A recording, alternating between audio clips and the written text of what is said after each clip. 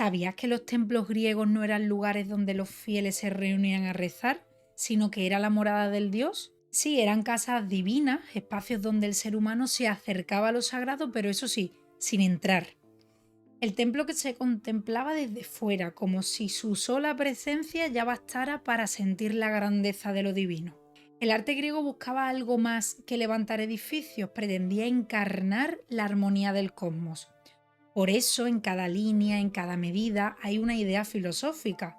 El equilibrio, la proporción y la razón no eran solo cuestiones técnicas, sino formas de expresar que el universo tiene un orden que puede comprenderse. Imagina por un momento al ciudadano griego mirando un templo al atardecer.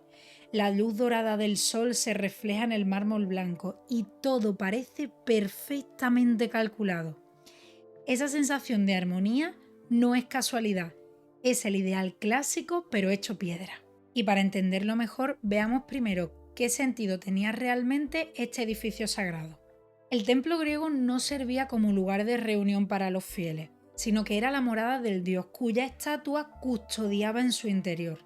Los sacrificios, procesiones y rituales se realizaban siempre pero en la parte exterior, frente al altar, bajo la mirada del pueblo y del sacerdote. Por eso el edificio estaba concebido para ser contemplado desde fuera. Su belleza, sus proporciones y su armonía eran en sí mismas una forma de culto. El templo debía reflejar, mediante la armonía y la proporción, ese orden racional del cosmos y la relación entre hombre y divinidad. Nada estaba al azar, absolutamente nada. Desde su orientación hacia el este para recibir la primera luz del sol hasta la altura de las columnas, todo obedecía a una idea de perfección visual y simbólica. El templo se convertía así en una metáfora arquitectónica del universo ordenado, es decir, un equilibrio entre lo humano y lo divino. Podríamos decir que el templo griego es, al mismo tiempo, una obra de arte, un símbolo religioso y un tratado de filosofía en piedra.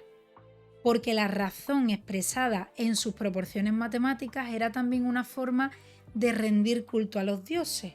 El equilibrio estético era, en el fondo, una plegaria silenciosa. Pero este ideal arquitectónico no nació de la nada, sino que tuvo un origen muy concreto en la arquitectura micénica. El templo griego se caracterizaba por su equilibrio, claridad y escala humana.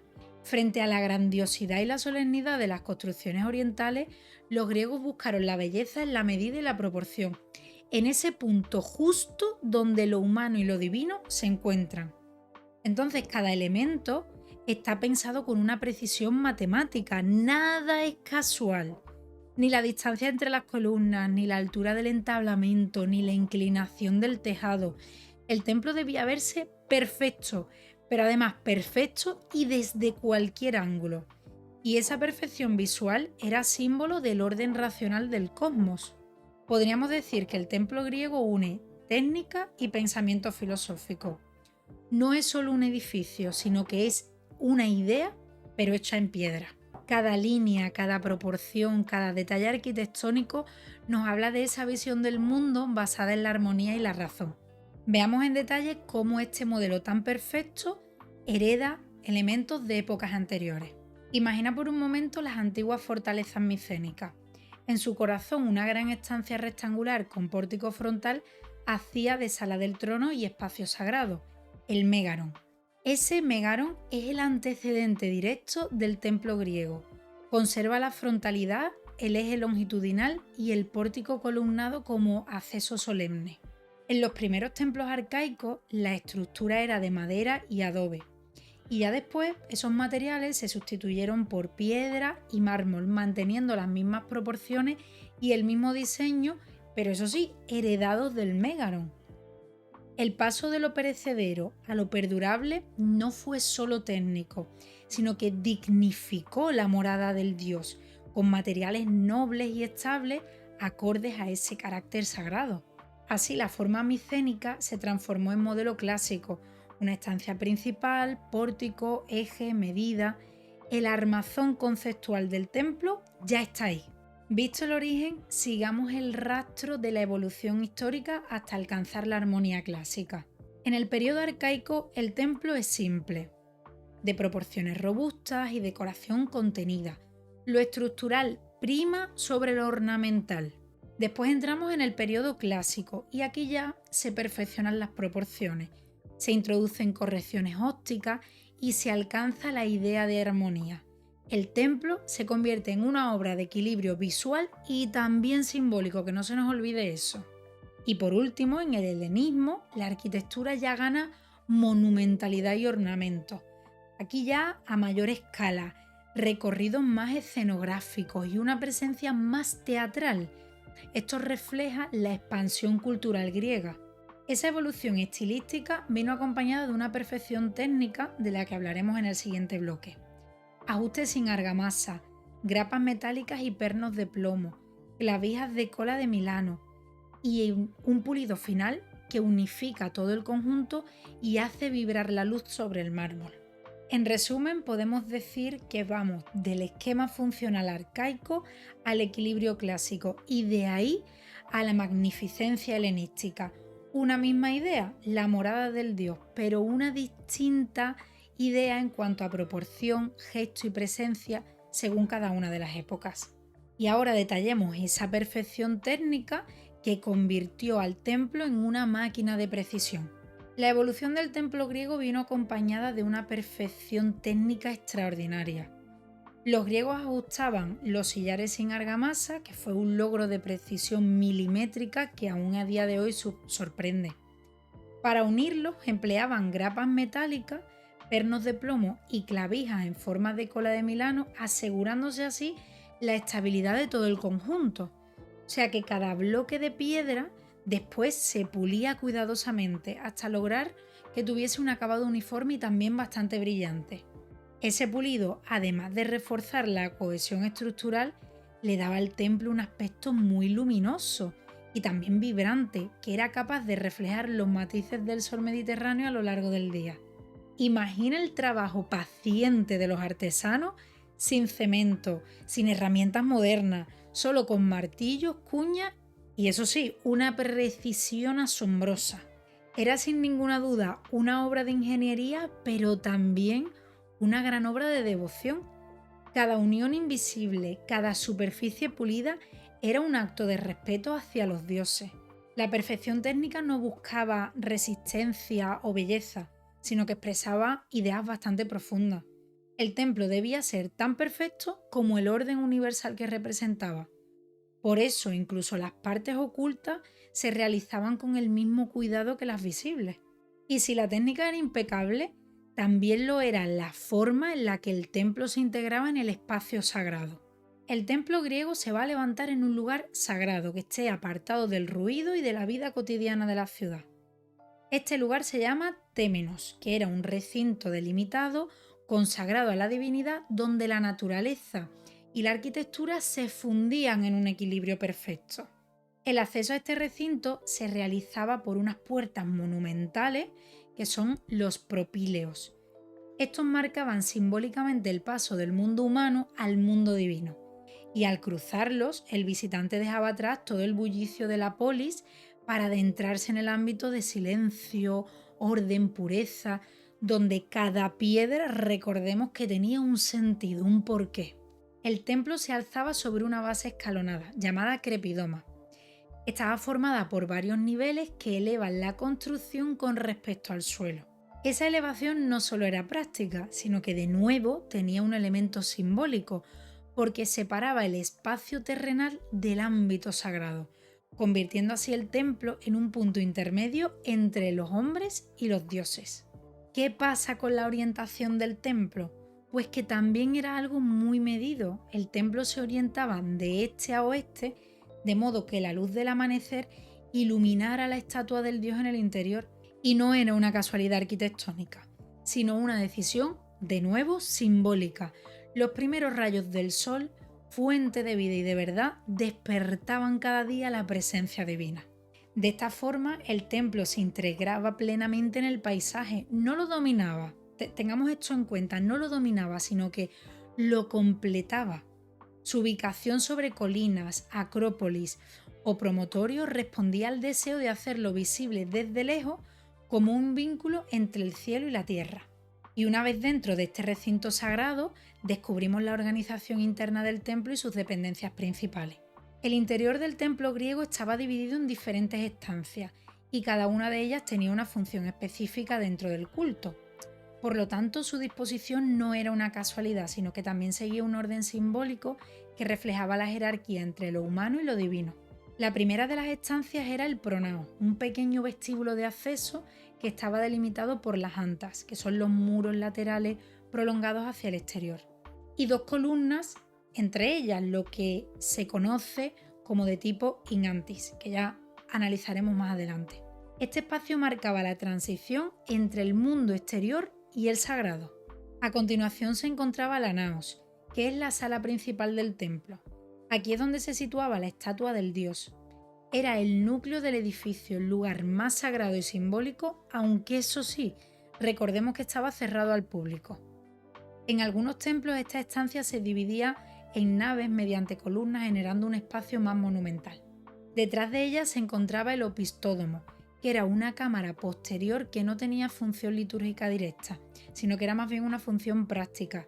Allí se guardaban las ofrendas y el tesoro del santuario.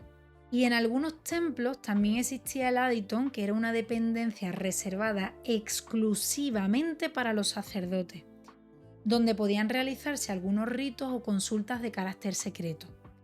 Este espacio, como hemos dicho, inaccesible al resto, simbolizaba el límite último de lo humano ante la presencia divina.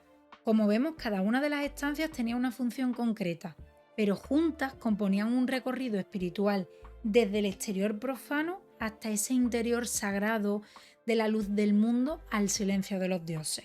Vamos a observar estas partes directamente sobre una imagen. Aquí podemos observar la estructura completa del templo griego, cada una de sus partes, desde el crepidoma hasta el frontón, que responden a un sistema arquitectónico, como ya hemos dicho, perfectamente organizado, donde nada, absolutamente nada, está colocado al azar. El equilibrio entre forma y función es lo que convierte al templo en una obra maestra de la arquitectura clásica. Ahora que hemos identificado cada una de las partes, veamos con detalle los elementos estructurales que la componen. El templo griego se sostiene sobre un conjunto de elementos estructurales que combinan función, proporción y belleza. Nada en él es decorativo sin un propósito práctico, sino que cada parte cumple un papel esencial dentro del equilibrio del conjunto. Las columnas son el elemento más característico. Se componen de tres partes: la basa, que está presente en los órdenes jónico y corintio, el fuste, que es un tronco de piedra formado por diferentes tablones superpuestos, y por último el capitel, que corona la columna y sirve de transición hacia el entablamento. Cada columna no es solo un soporte físico, sino que también representa orden, ritmo y medida.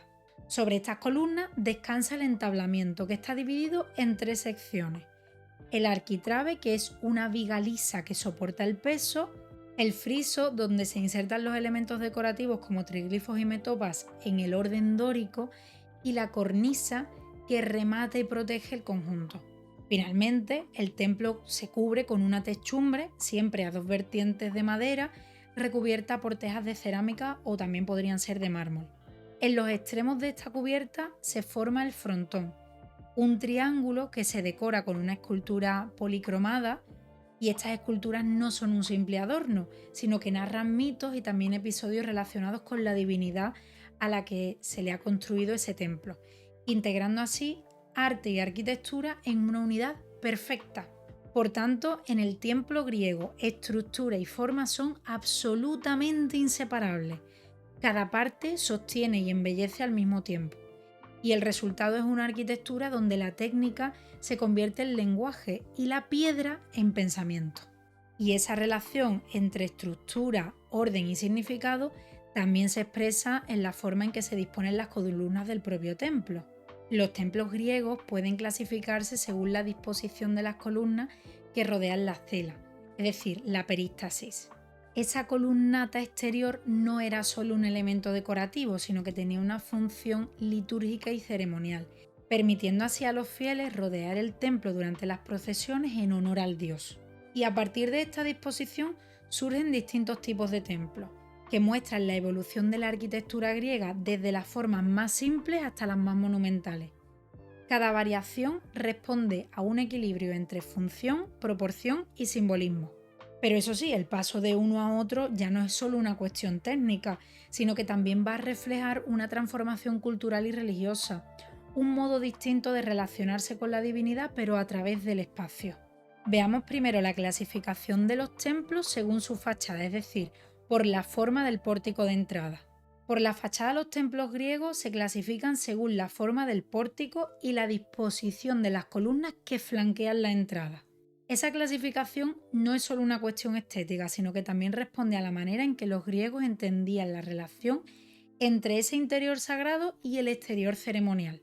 El tipo más antiguo es el templo in antis, que estaba formado por dos columnas entre las santas, o sea, los muros laterales prolongados hacia el exterior.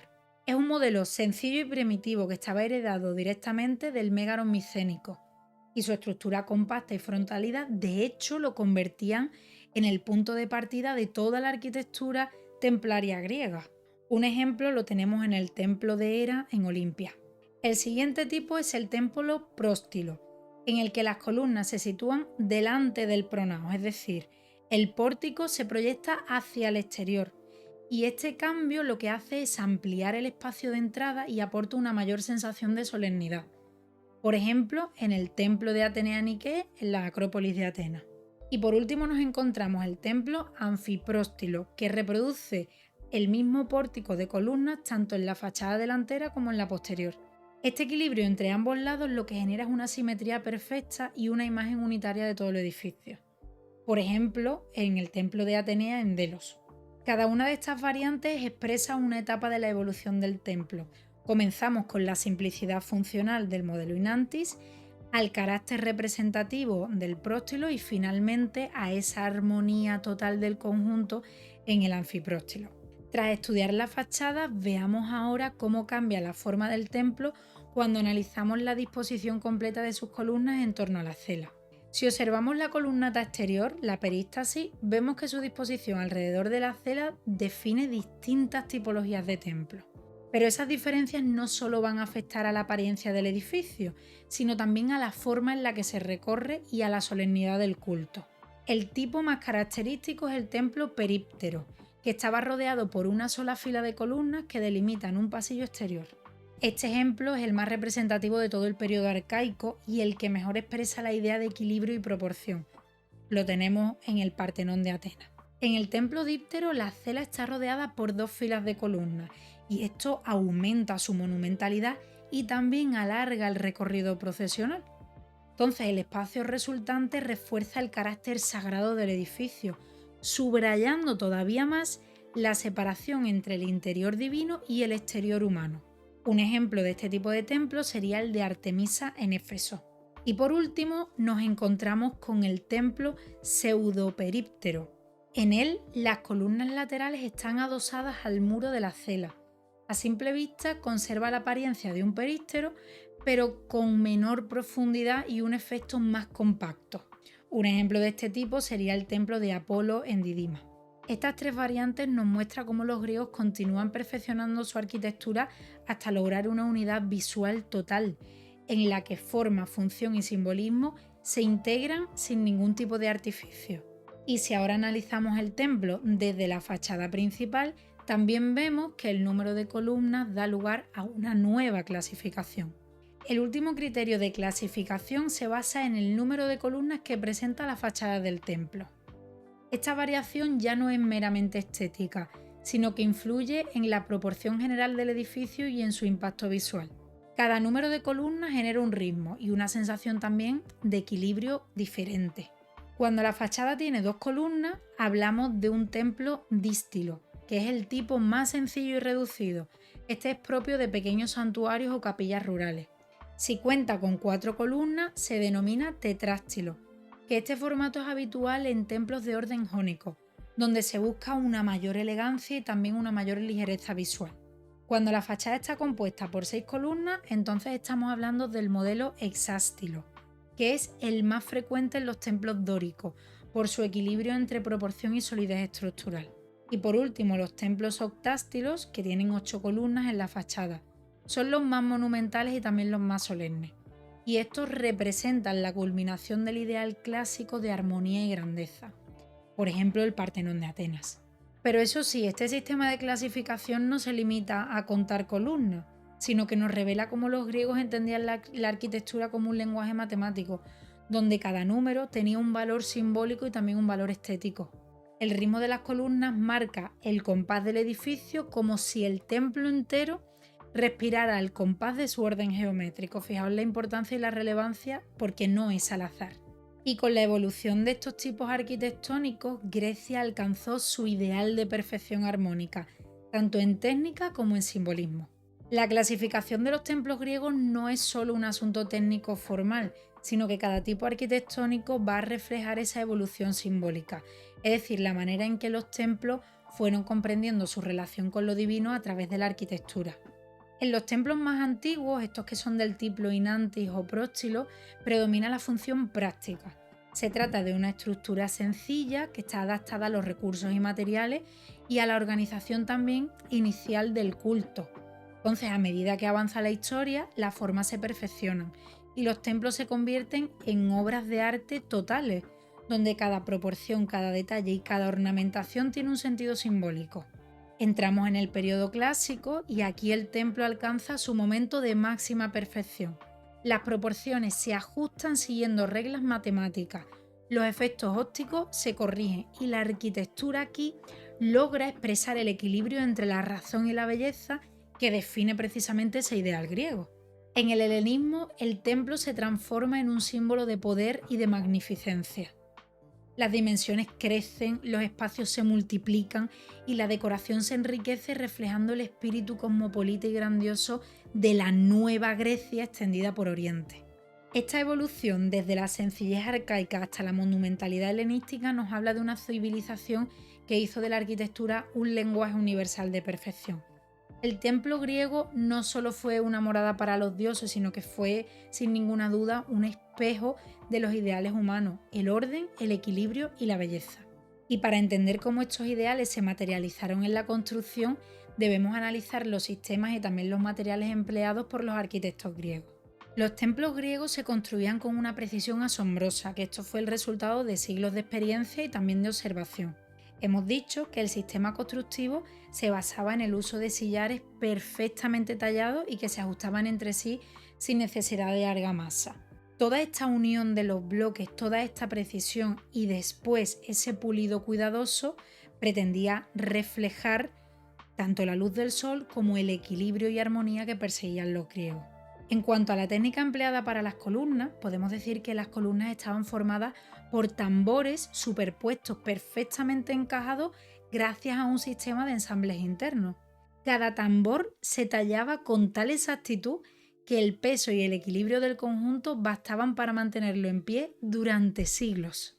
Pero los griegos no se conformaban con la solidez, sino que también iban buscando una belleza visual y por eso aplicaron un sistema arquitectónico muy preciso.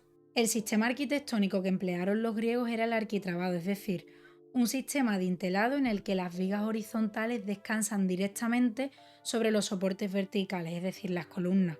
Este principio estructural estaba heredado de la arquitectura en madera y se fue perfeccionando en piedra hasta alcanzar una estabilidad y una elegancia sin precedentes. En el sistema arquitrabado, la columna soporta el peso del arquitrabe, que a su vez sostiene el friso y sobre este la cornisa.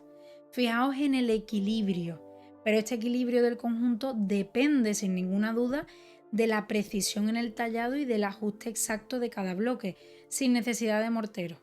A diferencia del sistema abovedado o arcuado de los romanos, el arquitrabado se basa en la horizontalidad y la proporción. Por eso el templo griego transmite una sensación de calma, serenidad y también de equilibrio. Cada línea es recta, cada ángulo está medido, entonces el resultado es una arquitectura que parece simple, pero que en realidad está llena de refinamientos ópticos. Y todo este sistema demuestra que los griegos no solo buscaban que fuese resistente, sino que también perseguían la belleza en la estructura. El orden arquitectónico era un reflejo de ese orden del cosmos, de una manifestación visible de la armonía universal. Y para realzar todavía más la perfección del conjunto, los arquitectos griegos incorporaron un elemento esencial, la policromía. Aunque hoy los templos griegos nos parecen de un blanco impecable, en realidad en su momento estaban cubiertos de color. La policromía era un elemento esencial de la arquitectura griega, aportaba vida, contraste y dinamismo a las formas. Tanto los frisos, los tríglifos y las metopas se pintaban y además se hacían con colores vivos, especialmente rojos, azules y dorados. Estos tonos pretendían resaltar los relieves escultóricos y también acentuar la profundidad de la figura. Pero eso sí, no pienses que los colores se usaban de forma arbitraria, para nada.